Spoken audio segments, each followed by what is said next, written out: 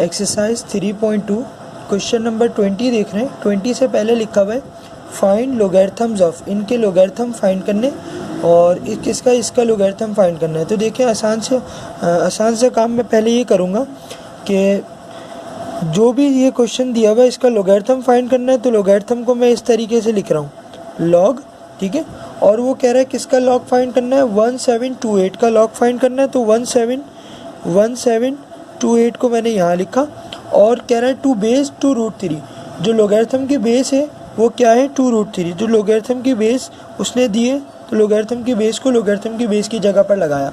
हमें इसकी value find करनी है, ठीक है। उसने वर्डिंग में कहा था, मैंने इसको लोगैरिथमिक फॉर्म में बनाकर दिखाया।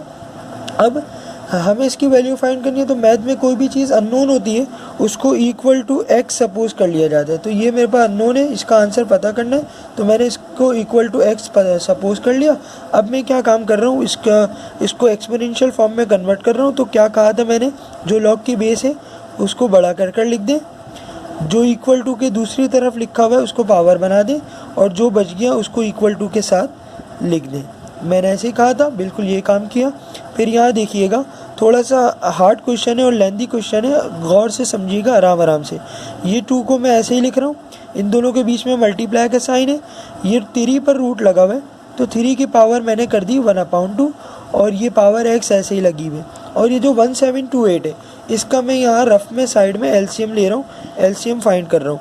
1728 का एलसीएम केयरफुली फाइंड कीजिएगा, बहुत लेंथी एलसीएम है। 2 के टेबल में 17 नहीं आता, 2 8 से 16, ठीक है, 1 कैरी गया, ठीक है। फिर 2 के टेबल में 12 आता है, 2 6 जा 12, फिर 2 4 जा 8, ठीक है। फिर 2 के टेबल में आ गए 2 4 जा 8, 2 3 जा 6 और 2 2 जा 4। फिर 2 के टेबल में आ गए 2 1 जा 2, ठीक है। और फिर 2 के टेबल में 3 नहीं आता, ठीक है, 1 आता है, 2 2 जा 4, 2 2 जा 4 सॉरी 2 2 जा 4 और 2 1 जा 2 और 1 इसको कैरी गया, 2 6 जा 12। फिर 2 के टेबल में ये हो गया 21 नहीं आता, 20 आता है, 2 10 जा 20 और 1 इसको कैरी गया, ये हो गया 2 8 जा 16। फिर 2 के टेबल में 2 5 जा 10 और ये 2 4 जा 8, ठीक है। फिर 2 के टेबल में 2 1 जा 2 और 1 कैरी गया, 2 7 जा 2 2 जा 4 सॉरी और 1 कैरी गया, 2 7 जा 14, ठीक है। अब 27 2 के टेबल में नहीं आता, 3 के टेबल में 3 9 जा 27, 3 3 जा और 3 1 जा। मैं मोबाइल एक हाथ से पकड़ा हुआ और एक हाथ से मेरी नज़र एलसीएम पर है, इसलिए मेरे साथ एलसीएम लेने में बहुत मिस्टेक्स हुई हैं। आप बिल्कुल मत ये समझिएगा कि मुझे मैथ नहीं आता, मुझे नज़र नहीं आ रहा, इस वजह से प्रॉब्लम हो रही है, तो माफ़ कीजिएगा थोड़ा सा, ठीक है। आगे देख लेते हैं। तो 1728 का एलसीएम हमने क्या देखा, कितने 2 आ गए, 1 2 3 4 5 6, 6 2 आ गए और 3 3 आ गए।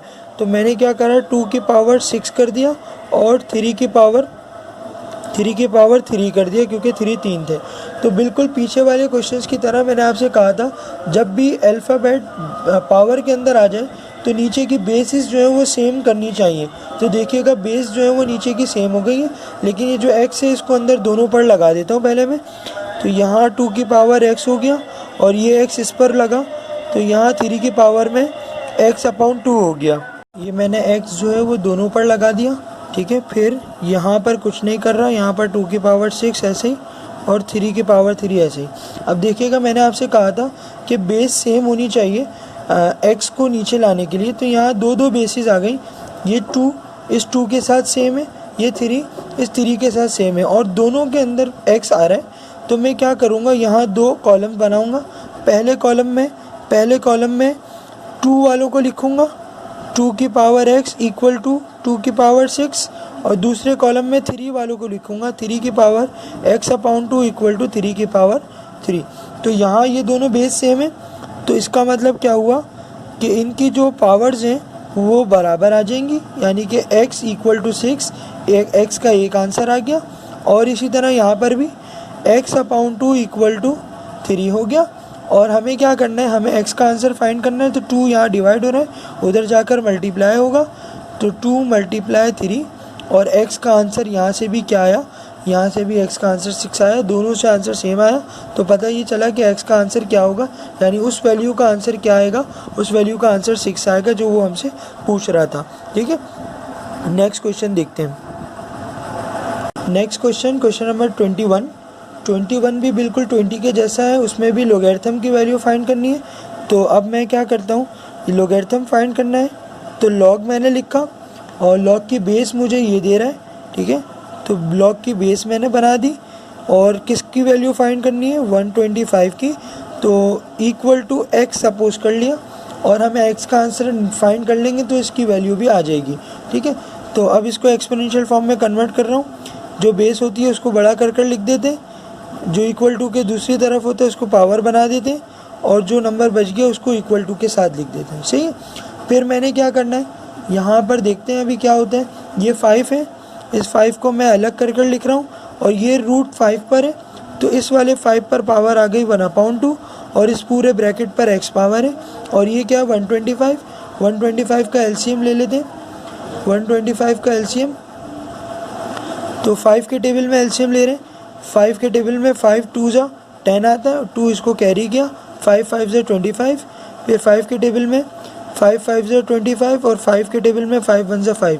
तो 125 का एलसीएम क्या आया, 5 की पावर 3 एलसीएम आया, ये 5 की पावर 3 आ गया।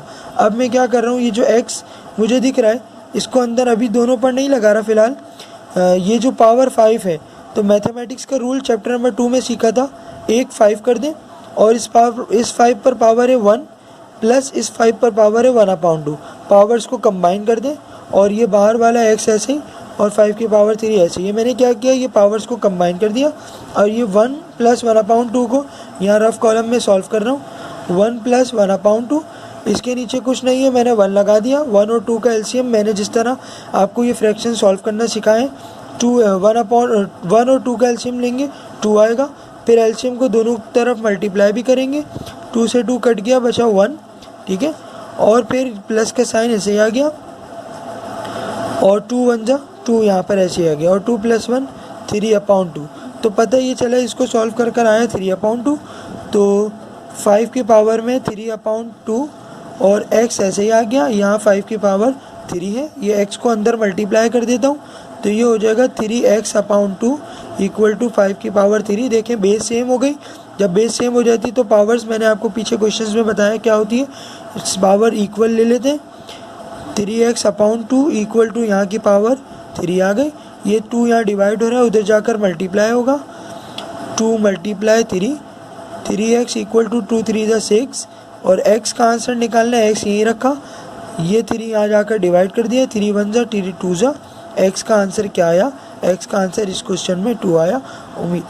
उम्मीद है समझ में आया होगा। नेक्स्ट क्वेश्चन देखते हैं।